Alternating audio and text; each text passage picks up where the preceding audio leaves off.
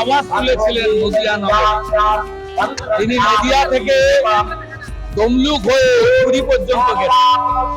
হরে কৃষ্ণ হরে রাম বাংলা থেকে রাম আস্থার প্রতীক, রাম ভারতবর্ষের আস্থার প্রতীক। আমাদের কাজ সেন্সাস হবে কেন? আপনি অন্যদের কাজ সেন্সাস করেন না কেন? ওদের মধ্যে তো সিয়াসুন্নি আছে। আপনি বলেন কেন হিন্দি ভাষী বিজেপি?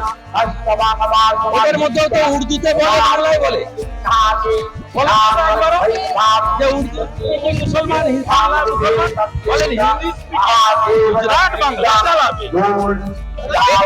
রাজ্যে বিজেপি আছে,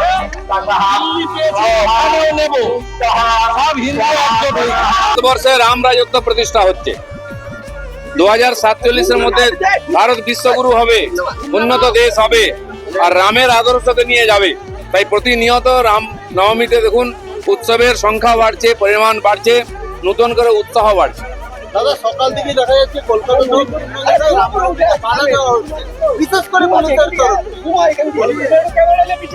পুলিশের কাজটা বাধা দেওয়া নয়, উৎসব সুচারুরূপে হয় তার জন্য সহযোগিতা করা। তারা যদি উল্টো করে, ব্যাপারটা উল্টো হবে।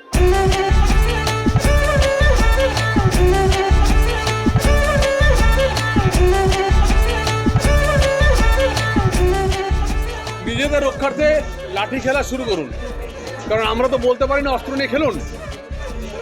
অন্য দল বলতে পারে অস্ত্র নিয়ে খেলুন, কারণ আমরা সনাতনী ধর্ম রক্ষার্থে আমি বলবো একটা কথা, প্রত্যেককে বিশেষ করে মহিলাদেরকে লাঠি খেলা শিখতে হবে।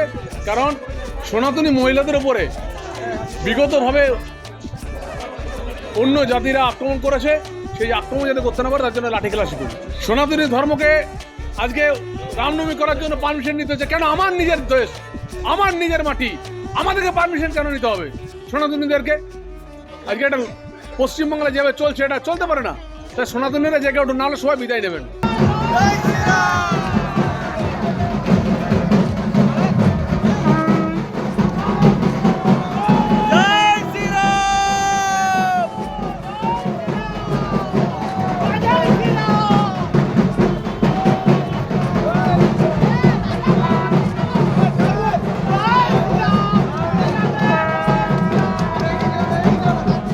রামের আশীর্বাদে বাংলায় সনাতনী হিন্দুদেরকে আমরা প্রতিষ্ঠিত করব, এই সংকল্প নিয়ে আজকে সকাল থেকে আমরা মাঠে নেমেছি। মমতা ব্যানার্জি গন্ডগোল করাবার জন্য সব জায়গায় চেষ্টা করছে। একজন মুখ্যমন্ত্রী আজকে 10 দিন ধরে বলছেন দাঙ্গা হবে, দাঙ্গা হবে, দাঙ্গা হবে, কিন্তু রাম ভক্তরা দেখিয়ে দেবে যে দাঙ্গা না, রাম ভক্তরা দেখিয়ে দেবে দাঙ্গা না, রাম সনাতন ধর্ম পশ্চিমবাংলায় আমরা স্থাপিত করব। সেটা কি আগের বারের থেকে অনেক বেশি?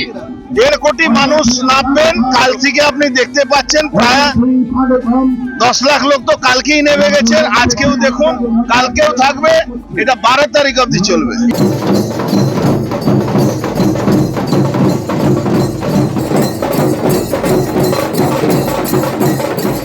ভালোবেসে মানুষ রাস্তায় নেমেছে, এর মধ্যে তো কোনো রাজনীতি নেই। এই যা দেখছেন এটা সবই মানুষের ভালোবাসা। যে সরকারটা এখানে আছে তা সেটা রাম বিরোধী সরকার, ভারতীয় সংস্কৃতি বিরোধী সরকার, হিন্দু উদ্বাস্তুদের বিরোধী সরকার।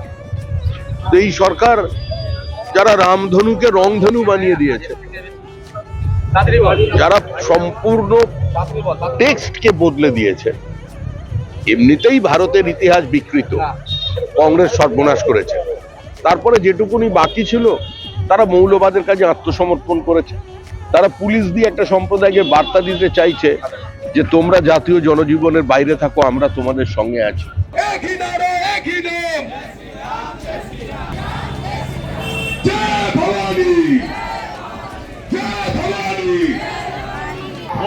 পশ্চিমবঙ্গে প্রকৃত রামের রাজত্ব প্রতিষ্ঠা হোক, এটুকুই চাই।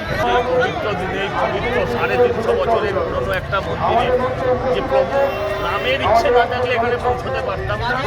তাই প্রভুর চরণে দেবীদের প্রার্থনা করি যাতে বাংলায় রাম রাজত্ব মানে সুশাসন, রাম রাজত্ব মানে প্রজাদের অধিকার, সেটা যেন প্রতিষ্ঠিত হয়। 26,000 ছেলেমেয়ের মধ্যে যারা যোগ্য তাদের চাকরি ফিরে আসে।